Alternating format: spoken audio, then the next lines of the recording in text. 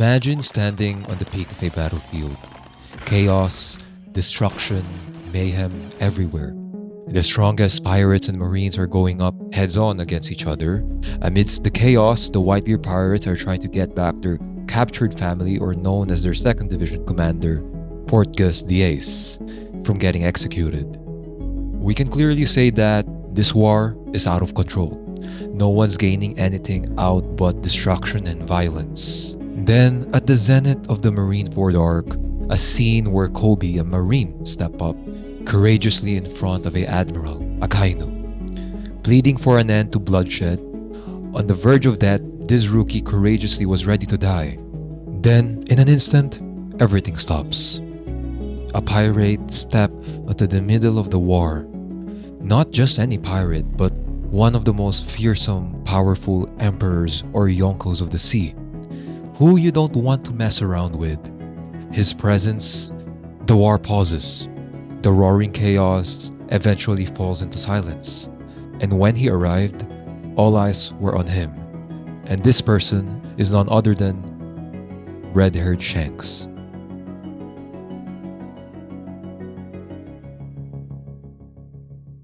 That begs the question, how can one man with a single arm single-handedly stop a war when neither the Whitebeard pirates nor the Marines could end it? Before we answer that, let's understand the situation and I'll give you a quick rundown. At this point, Whitebeard and Ace have fallen, and the Whitebeard pirates are leaderless. Their morale is shattered. The Marines, though in control, are both faced in a stalemate with the pirates. Sengoku, who is the fleet admiral at the time, knows that any further escalation of the war could spiral out of control. This is where Shanks stepped in. Not as a conqueror, but as a force of balance. His presence, attention, and power he imposed gave both sides an honorable way out, or an option. The Marines can declare victory without any more unnecessary destruction, and the Whitebeard pirates can retreat without disgrace and more losses. And in an act of deep respect and reverence, Shanks offered to bury Ace and Whitebeard. No mere gesture, but a declaration of peace, which Sengoku, a man who stands against pirates, acknowledges his authority and agrees to end the war on his word. Okay, this raises and weaves new questions, such as what if someone else like Kaido or Big Mom had arrived instead of Shanks? Would the war have ended differently? Or was Shanks' presence the only thing that could have stopped it? Could Shanks have saved Ace and Whitebeard if he had arrived sooner than later? Would he have stopped Akainu's rampage? Could he have reunited with Luffy before the tragedy even struck? Would he have fought in the war alongside with Whitebeard and Luffy? These questions will lead us to one undeniable understanding once we know of who Shanks is and his nature truly in the One Piece world. As we're already going deeper and delving into Shanks' character and why he is the only man who could stop the war, y'all are most likely be familiar with the Pacifistas created by Dr. Vegapunk. If we derive the definition from the word pacifist, a person who believes that war and violence are unjustifiable. Although that might seem odd with how the Marines and world government operates, but we can definitely see that Shanks embodied the true definition of a pacifist. This is a man, despite being one of the most powerful, notorious figures in the One Piece world, chooses diplomacy over destruction. And just to add, Shanks doesn't have any devil fruit powers. He relies solely on his use of haki.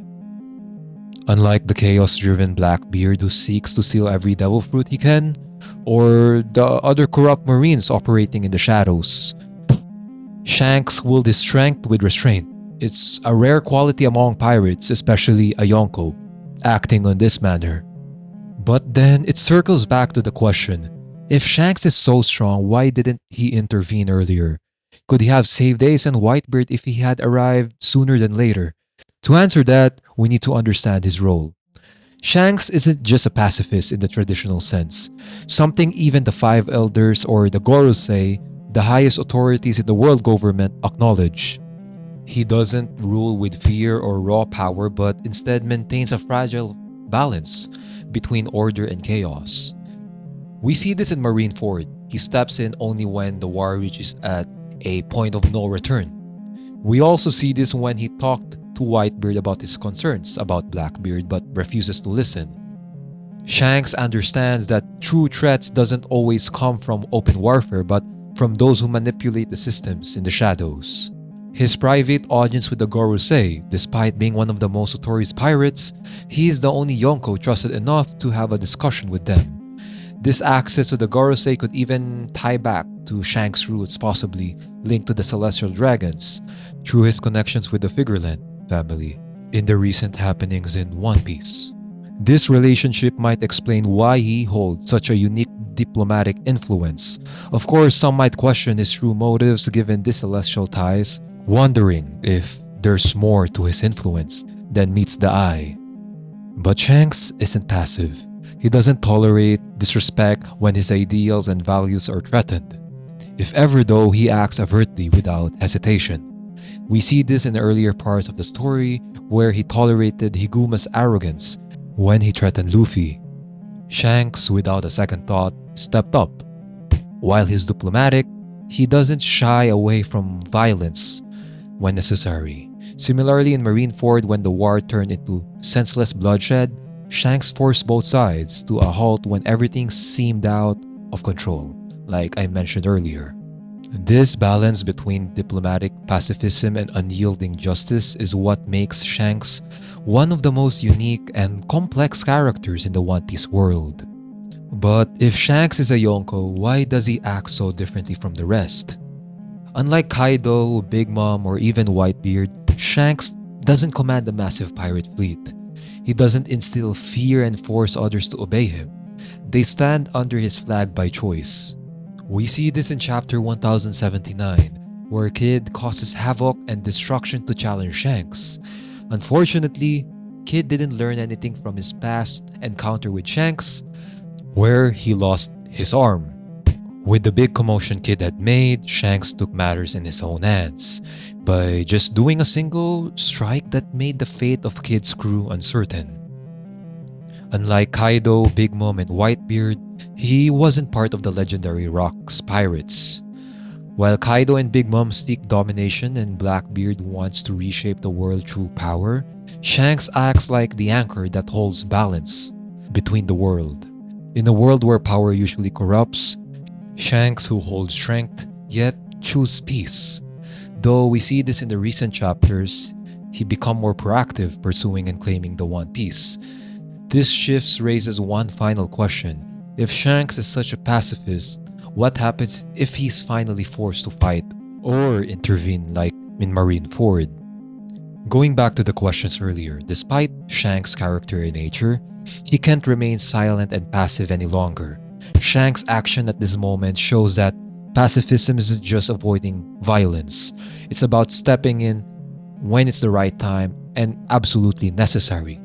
But could he have saved Ace and Whitebeard if he had arrived sooner than later? The answer is maybe.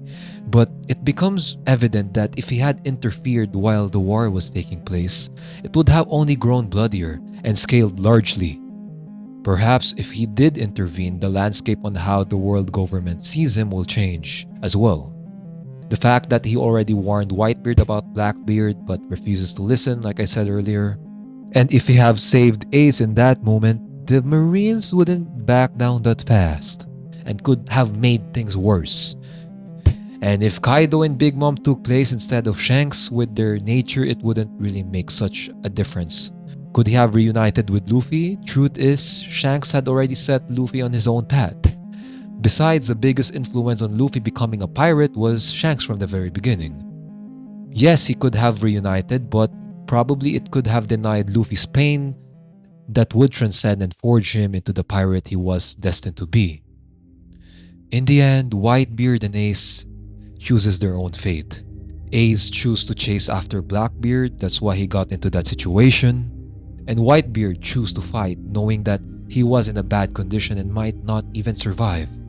Even if Shanks wanted to save them, he respects the will of others, similar to how he didn't interfere with Luffy's journey. Despite all of this, we can see that Shanks' timing alone wasn't just by chance, it was calculated. If he had arrived earlier, the war would have raged on, and more lives would have been lost, including Luffy. Of course, Oda will never let that happen, but oh boy, Oda. So inspirational. And before this video ends, I have one last question for everyone who's still watching. Knowing Shanks' character, a pacifist, a peacemaker, someone who avoids war because it contradicts his ideals, now that he has become more proactive in pursuing the One Piece in the recent happenings or chapters, what happens when the man who once stopped the war finally decided to start one? Hope you all enjoy.